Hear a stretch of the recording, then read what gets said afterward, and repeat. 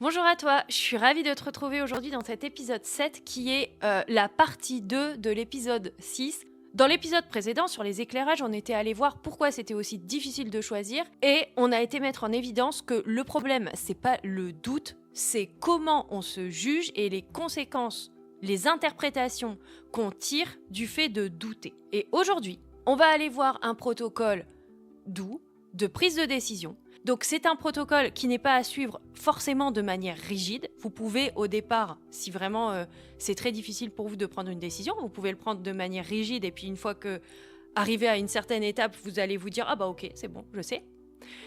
Ou alors, vous prenez les questions qui vous intéressent, que vous n'avez pas l'habitude de vous poser par exemple, et où vous vous dites « Ah bah ça pourrait m'aider à prendre une décision plus facilement ».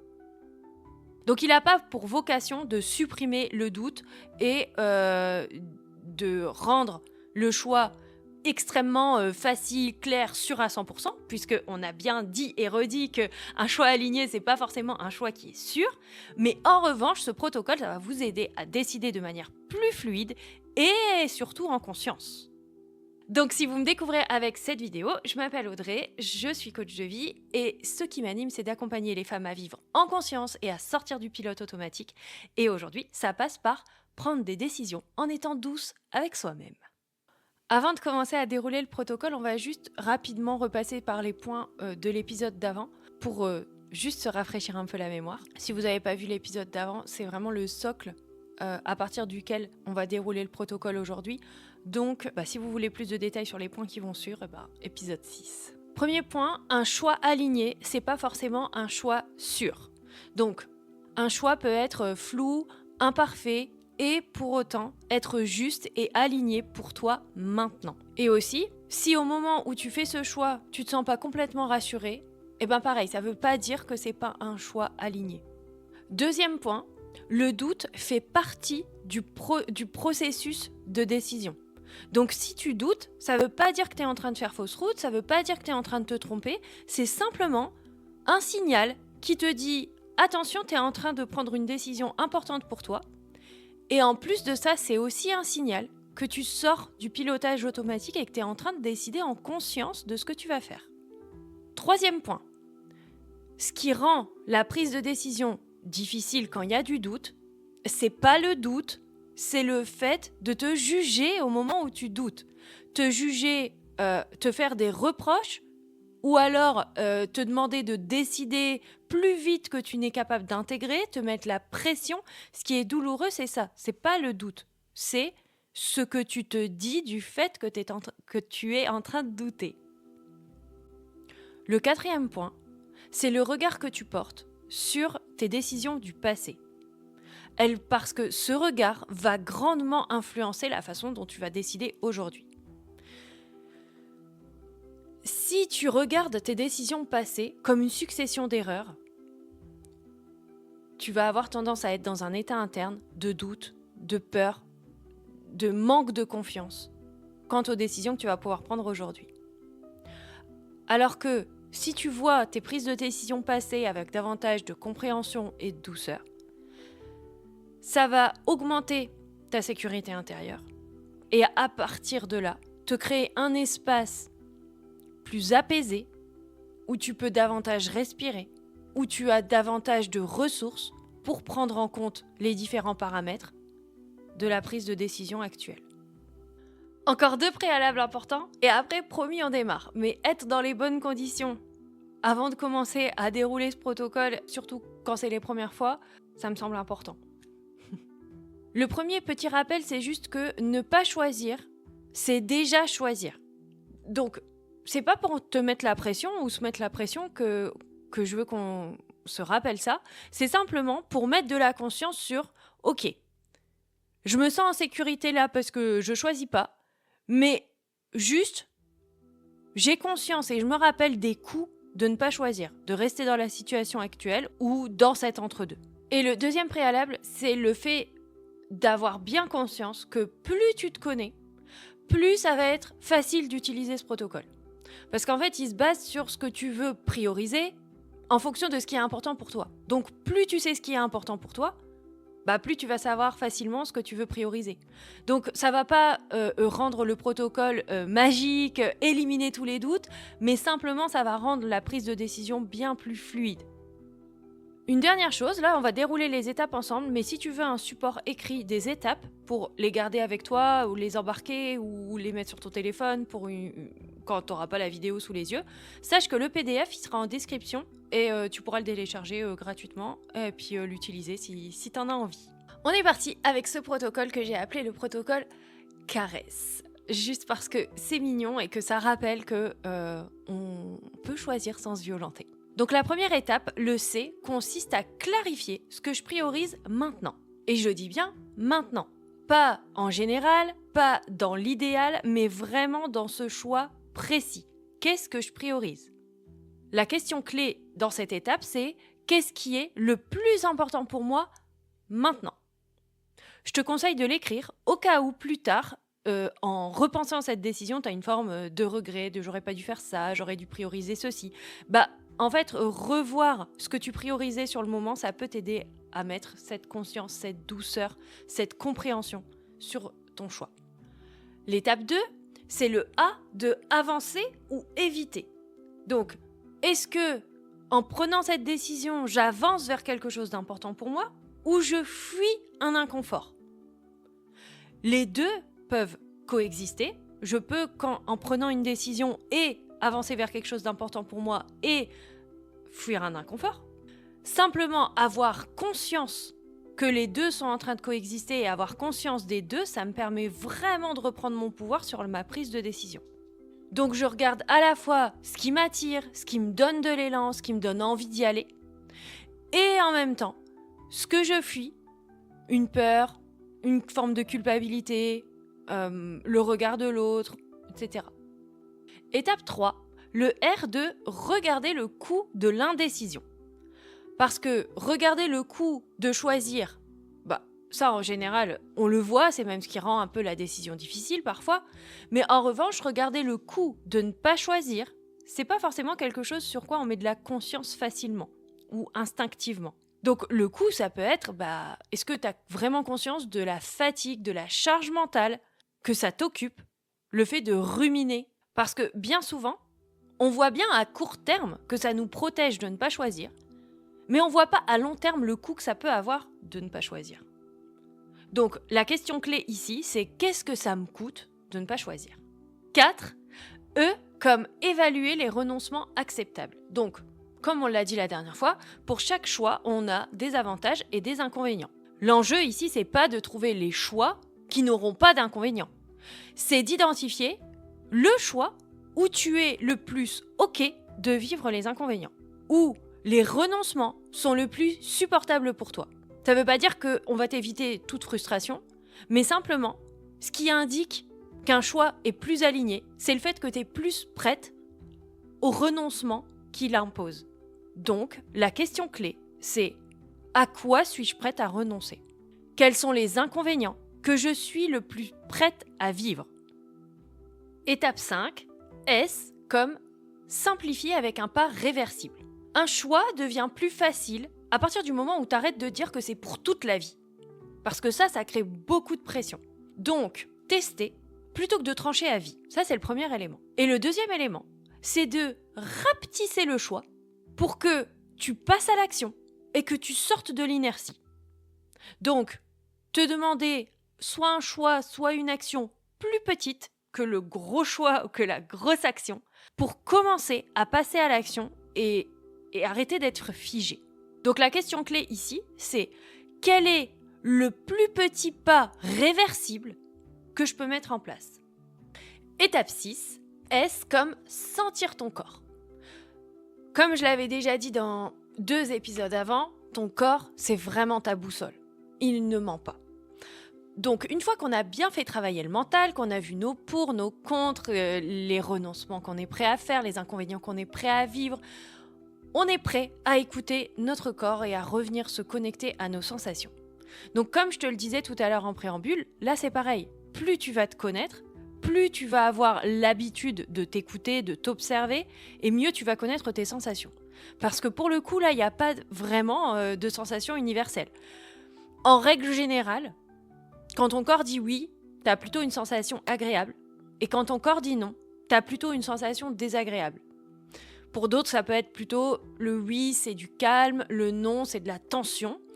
Mais là encore, c'est l'exercice et c'est le fait de t'observer et de ressentir ce qui se passe qui va te permettre d'avoir l'habitude après de comprendre, là c'est plutôt oui et là c'est plutôt non.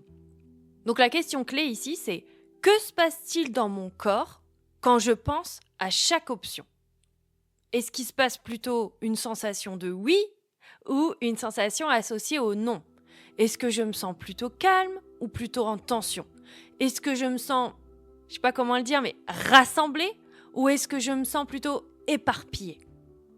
Et enfin, l'étape 7, comme élargir la perspective dans le temps.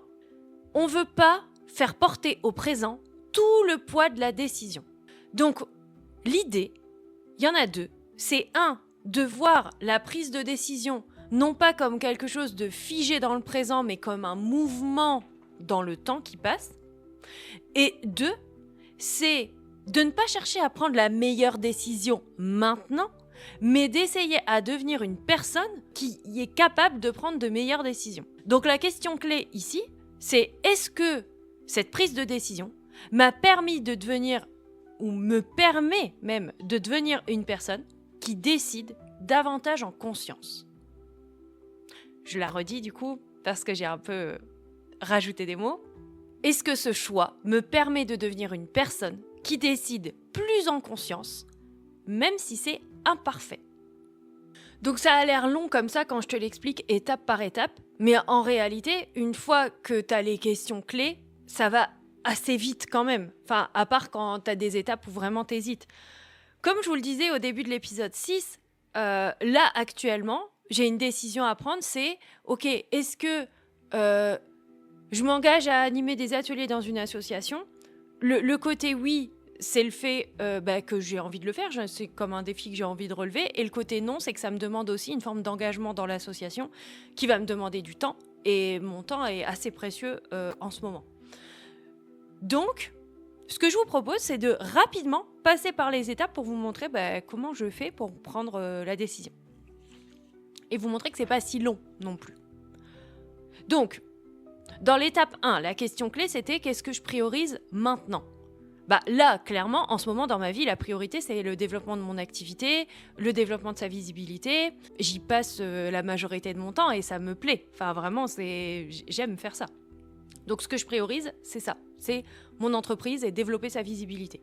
Donc, en 2, c'est avancer ou éviter. Est-ce que je vais vers quelque chose qui m'inspire ou est-ce que j'essaye de fuir un inconfort ? En fait, si je le fais pas, si je m'y engage pas, je fuis un inconfort. L'inconfort, c'est le regard de l'autre, c'est challengeant de se mettre à proposer quelque chose. En tout cas, pour moi, vraiment, c'est très perso, là, c'est vraiment mon exemple.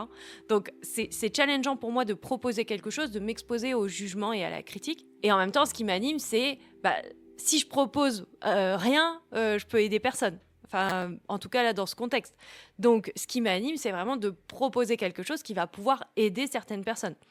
Et d'essayer de garder en tête que ceux que ça aide pas, ça les aide pas, en fait. C'est pas grave, mais de me concentrer sur le fait que ça puisse aider quelqu'un. Avancer ou éviter, du coup, si je le fais pas, j'évite quelque chose. Si je le fais, j'avance vers quelque chose. Et aussi vers un inconfort. C'est ça qui rend les choix difficiles, Donc, en 3, qu'est-ce que ça me coûte de pas décider ? De pas choisir, en fait, de rester là.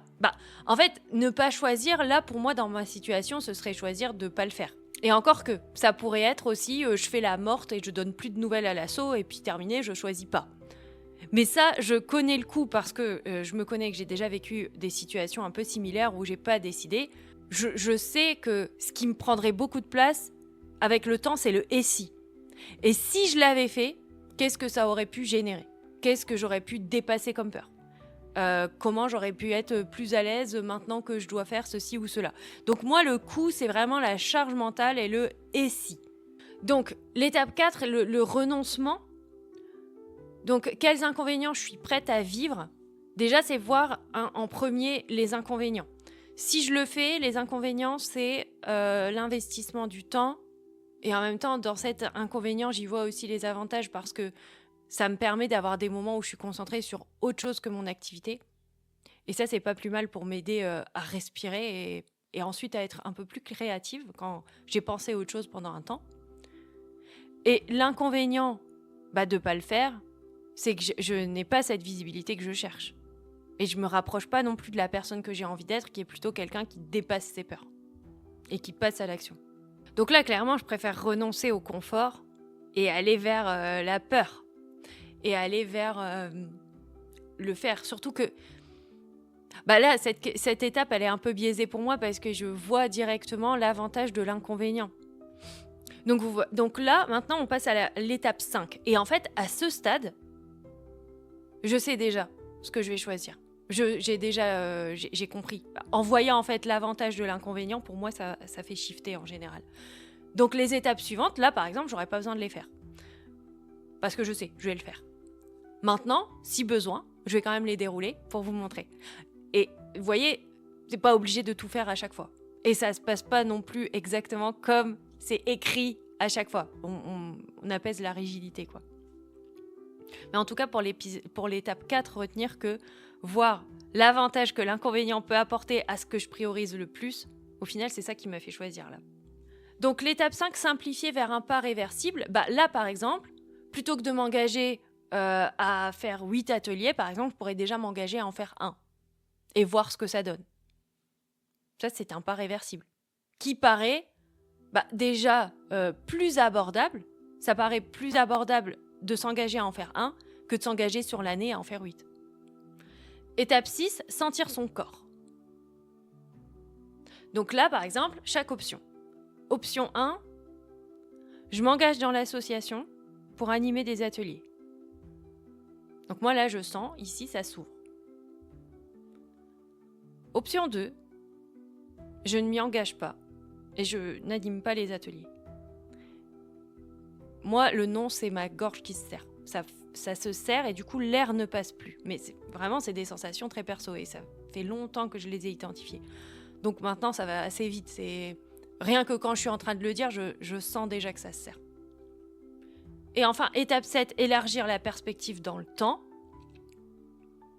Déjà, si je regarde à long terme, quelque part, c'est juste une priorisation de mon temps. Je me suis dit, ok, je vais prendre une partie de mon temps, de mon attention, de mon énergie, le mettre sur les ateliers parce que je me dis que ça peut développer une forme de visibilité. Et en plus de ça, ça me permet de transmettre qui est quelque chose que j'aime. Et en plus de ça, ça me permet de dépasser une peur du regard de l'autre et de proposer quelque chose en l'exposant au jugement. Donc ça, c'est ce que je vois que ça me permet de faire sur le long terme. Après, ce que ça va m'apporter, je ne peux pas le savoir, je ne suis pas devin. Ni ce que ça va m'apporter en soutien, en apport et en challenge, en difficulté. Et enfin, la dernière question clé, est-ce que ça me permet d'être une personne qui décide avec plus de conscience ? Je pense que oui. Parce qu'en fait, j'aurais très bien pu me dire, dès le départ, bon, je le fais et puis c'est tout, sans réfléchir à toutes ces étapes. Sauf qu'au moment où ça va être difficile, au moment où je vais avoir besoin de proposer quelque chose, de dépasser ma peur du jugement, si j'ai pas mis de conscience sur le fait que c'est ça ma peur, je la vois et je décide de la dépasser, ça va être vachement plus difficile de la dépasser. Vous voyez ce que je veux dire ? C'est parce que j'ai vu ma peur, j'ai fait un deal avec moi-même de m'engager malgré cette peur et de choisir de la dépasser, que je vais avoir plus d'énergie, plus d'envie à la dépasser au moment où elle va être présente. Voilà pour le petit exemple.